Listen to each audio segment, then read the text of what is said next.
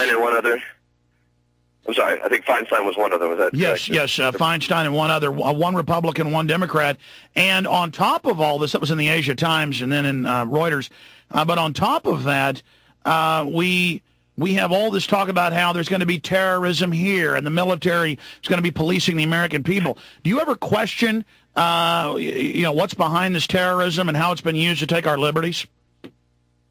I do ask those questions, and that's an area that I need to do some of the research. I need to watch some of the films.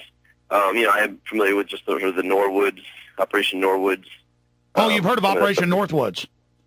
Yeah, Northwoods. I'm sorry. Yeah, and this is all stuff I need to, brush up more on. But I know the Project for New American Century quotes around, what we need is a new Pearl Harbor. So, I'm aware of all that, and that's something I need to do more research on. But the bottom line is that we have to figure out how to prevent the next war. And if they're moving towards Iran right now, we need to look at 2002 and 3 and what worked and what we could have stepped up or we could have escalated. I think more direct action, more people, doing kind of like what they did in San Francisco, but in advance, to try to actually physically block the implementation of well, I covered Seattle, too, and I'm glad you were there, but did you know that the police actually hired provocateurs and then housed them, and that they staged some riots and then attacked the peaceful protesters? You were there. I mean, that's an example of provocateur, and now it's been in the major Canadian papers, and the police admit they dressed up to make the other protesters look bad and attack police so they could then attack the peaceful demonstrators just a few months ago up in Ottawa and Montebello. Did you hear about that? I didn't hear about that. I was I think I encountered someone I'm pretty sure was a provocateur in 2000 when I was it was protesting the Democratic Convention, and it was specifically around Iraqi sanctions. And the police had said, don't climb the fence. None of us were climbing the fence. We were just kind of banging these, cardboard coffins on the fence. And there was one guy stocky guy with real long hair that started climbing up the fence. Police were saying, "Hey, you get down." And I went up and said, "Hey, what are you doing? We're not escalating this." And he kind of couldn't look me in the eye and was sort of saying, "Oh, it's just, I can't, the thing they've been doing in Iraq for so long, I'm just so fed up with it." He didn't make any sense, and he didn't have any passion that I believed. And I felt like looking at him and saying, "Look, you're a cop," but I didn't go that. I didn't. But it's, I know that exists in Denver. We're thinking a lot about how to be productive and sort of a sort of positive vision during the convention. Something that says this is more than coronation to the Democratic Party, and yet what's happening there is also a part of this, I think, positive move in the country. So I'm aware that all that. I guess I don't ever want to be debilitated by it. Because they provocateurs. I don't want to empower it too much. Sure. Well, they provocateurs to set the precedent to ban and restrict demonstrations. The feds trained some of the Seattle police. The others didn't know. They've trained core police all over the country and intelligence units to stage events with hired provocateurs or police dressed up as anarchists or demonstrators. Right. To then set the precedent for free speech zones and all of this. So this is the government staging events, they've been caught, to then come in and restrict our First Amendment.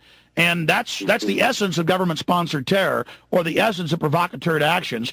And it's one of the greatest crimes against humanity to stage events so you can restrict people's rights. Right, yeah. I don't mean it in any way downplay it. I think it's incredibly serious and needs to be taken seriously. And I'm glad that there's people who are working on that issue. Oh, I totally agree with you. We really admire you. So you're going to be there in Denver coming up. Tell us about your tour you're on. I hear you're coming to Austin, Texas. I'll probably come out and see you. I have a bunch of family there in Austin, Texas, and if they're listening here, I want to say hello to them. We'll be there. I think we'll be Austin 3 different times this summer. I know we're doing Bat Fest, but we'll be there before then too. I don't know if the date's actually set, but sometime in late July. And I'm excited because I was born in Texas and have a lot of family there, and I know Austin has just an incredible. Are you going to get booked for ACL? I don't know what that is, and I don't know if we are. That sounds like ACL. Well, that's a big event. Well, okay. This is just exciting. I'm throwing out all my questions. Any points you want to make, MC Johnny 5, founder of the Flowbots? Well, I think the biggest thing is we're really grateful to everybody that has happened. At every step of our kind of ascent on the charts, it's been because people responded to the song. And in some ways that goes without saying. But here in Denver, for example, it was a contest. It was a radio contest that got us onto the air here, and we don't fit neatly into the format that we're on. We're not really a rock group. We have rock elements, but all I do is write raps. I don't sing. And that's the song. It's kind of like hip-hop, rock, spoken word, poetry, salsa, jazz. I mean, what would you say the different elements are? I mean, I think hip-hop is a primary element, and then I think that the sort of alternative rock is another primary element. But we have classical. I mean, we have layers of strings, and viola players named Mackenzie Roberts. Her sister's actually right here. Her sister's on the album playing cello. So, I mean, we try to blend everything we can just to make these songs that are hopefully powerful and move people. Fire out the Flowbot website for the listeners listening all over the world right now. Absolutely. So Flowbot's website is flobots.com. That's FLOBOTS. There's no W. But if you want to sign up for our street team and get involved in sort of the other side of things and put some of these messages into action, flowbots.org is both the name of the organization and the website. And that'll take you to a page where you can sign up to be part of our street team. A lot of bands have street teams that go out there, put up posters, pass out flyers, stickers on things. But our street team is really supposed to be an organizing tool where you can meet other people in your city that are, that want to make a difference locally. Do you think this global corporate government is going to fail? I mean, if the resistance is rising, if we can't lose, if we just stand up and speak out, which I totally agree with that when you guys say that. What's the exact slogan you use? You're talking about "We Are Winning" is the... Well, I mean, I was listening to the lyrics just last night, and there was a line in there about we can't lose if we just stand up. Just fighting back, we're guaranteed victory. And I think there's two resistance is victory, I think was the line. Resistance is victory. Absolutely, I love it. And, obviously that can be interpreted a lot of different ways. What we're really thinking is, the other line is direct loved ones to the trenches. When you're talking about... Well, sometimes I'll be sheepish about introducing all this to young people. Having worked in schools, you don't want to give people... Hey, don't be sheepish here, Johnny Five. Believe me, this audience is... That's the thing. That's the thing, is that I think when you're talking about an actual for your mind, you want every loved one to engage in it. You don't want to shelter anyone from it. You don't want people to be conned and manipulated and controlled, and it makes you angry to see people in the dark, not knowing there's a war on for their mind. I got an email yesterday. We got an email as a band from a troop, a U.S. troop who's being deployed to Iraq. He said, I'm being deployed to Iraq in 2 months, and I want to thank you for your music, and I want to just say, please don't stop. We know that you support the troops, but I want you to know that the troops support you. And there's, people think that we're naive, conservative, blah, blah, blah, but that's not true. We're thinking we are critical of this. We're critical of the kind of military-industrial complex that's sending us. And, I mean, that email meant so much because... Johnny Five, we're about to break. Final segment with you. Look, we're online, too, right now. We're going to keep talking during the break. Of Republicans. We're talking to MC Johnny Five, the founder of Flowbots. We're going to get him and Brer Rabbit on the next few weeks while they're on tour. Brer Rabbit wrote some of the songs like More On For Your Mind. I can't wait to hear what influenced him for that.